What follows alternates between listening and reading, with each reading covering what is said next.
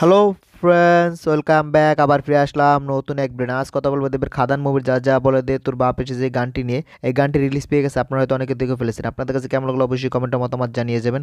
আমার কাছে কেমন লাগলো আমার ওপিনিয়ন শেয়ার করতে আমি চলে এলাম। তা জানতে হলে ভিডিও শেষ পর্যন্ত থাকতে হবে। ভিডিওটি শুরু করার আগে আপনারা যারা যারা আমার চ্যানেলটি সাবস্ক্রাইব করেন চ্যানেলটি সাবস্ক্রাইব করবেন, কারণ আপনার একটা সাবস্ক্রাইব আমাকে পরবর্তী ভিডিও বানানোর জন্য আগ্রহিত করে। তো চলুন ভিডিওটি শুরু করা যাক।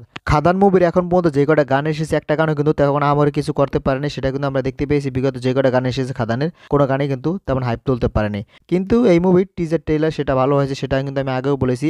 আমার রাশেদ রিভিউ ইউটিউব চ্যানেলে গিয়ে আপনারা দেখতে পারবেন, সেখানে কিন্তু এটার রিভিউ দেওয়া আছে এই মুভির ট্রেলার নিয়ে। সেই ট্রেলারটা আমার কাছে ভালো লাগছে, আমি তখন বলেছি। কিন্তু এই মুভির গানগুলো আমার ভালো লাগে না, যার কারণে আমি গান নিয়ে কোনো রিভিউ করিনি। কিন্তু আজকে যা যা বলে যে তোর বাপ এসেছে, এই গানটা এসেছে, এই গানটা মোটামুটি ভালো লাগছে। খাদান মুভির এখন পর্যন্ত যে কটা গান রিলিজ পেয়েছে প্রত্যেকটা গানের থেকে বেটার গান হয়েছে। যা যা বলে দে তোর বাপ এসেছে এই গানটা, গান এখন পর্যন্ত এই মুভি যে কটা গান মুক্তি পেয়েছে কোনো গানই কিন্তু তত আমার হাইপ তুলতে পারেনি। মানে প্রত্যেকটা গান কিন্তু অ্যাভারেজ গেছে, কয়েক গান দর্শকদের ততটা পছন্দই আসে নেই। তা নিয়ে দর্শকরা অনেক সমালোচনা করলেও মনে হচ্ছে এই গানটা নিয়ে ততটা সমালোচনা হবে না। গানটা হয়তো দর্শকদের পছন্দ হতে পারে, কারণ গানটা আমার কাছে মোটামুটি ভালো লাগছে। আপনাদের কাছে কেমন লাগলো অবশ্যই আপনারা কমেন্টে জানিয়ে যাবেন।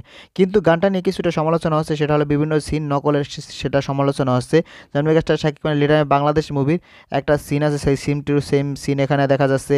এমনকি দর্দ মুভির একটা সিন আছে স্টেপ পার, সেটাও কিন্তু এখানে সেম টু সেম দেখা যাচ্ছে। এই দুইটা জিনিস নিয়ে কিন্তু আলোচনা হচ্ছে। অলরেডি কিন্তু গ্রুপে গ্রুপে লেখালেখি শুরু হয়ে গেছে।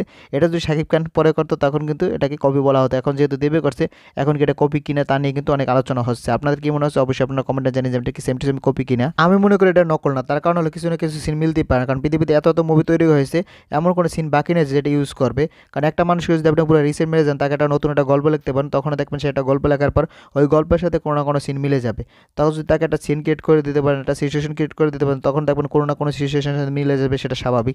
যেহেতু এটা কমার্শিয়াল মুভির জন্য কোনো কমার্শিয়াল সিনই তৈরি করতে পারে, কমার্শিয়াল সিন তৈরি করতে গেলে কোনো না কোনো মুভির সাথে মিলে যাবে, এটা স্বাভাবিক। সিন মিলে যাক, কস্টিউম মিলে যাক, তাতে কোনো সমস্যা নেই। আমি চাই যাতে গল্পটা আলাদা। যেমন মেগাস্টার শাকিব খানের তুফান মুভির ক্ষেত্রে কিন্তু আমরা কেজিএফ এর নকল বা এনিমেলের নকল অনেক কিছু বলা হয়েছে, কিন্তু লাস্টে দেখা যাচ্ছে গল্পটা আলাদা হয়েছে, যার কারণে মুভিটা পুরো ইউনিক একটা মুভি হয়ে গেছে। লুক মিলে গেছে, সব মিলে যাওয়ার পরে কিন্তু সবাই মুভিটাকে আলাদা একটা মুভি বলেছে।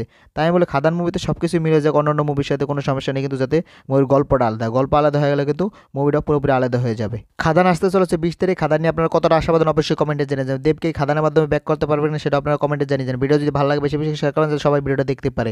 ভিডিও শেষ পর্যন্ত থাকার জন্য অসংখ্য ধন্যবাদ। টেল দেন, টেক কেয়ার। দেখা হবে নেক্সট কোনো ভিডিওতে। ততক্ষণ ভালো থাকুন, সুস্থ থাকুন, বাই বাই। আর খুব শীঘ্রই খাদানের রিভিউ চলে আসবে, তার জন্য চ্যানেলটি সাবস্ক্রাইব করে রাখুন।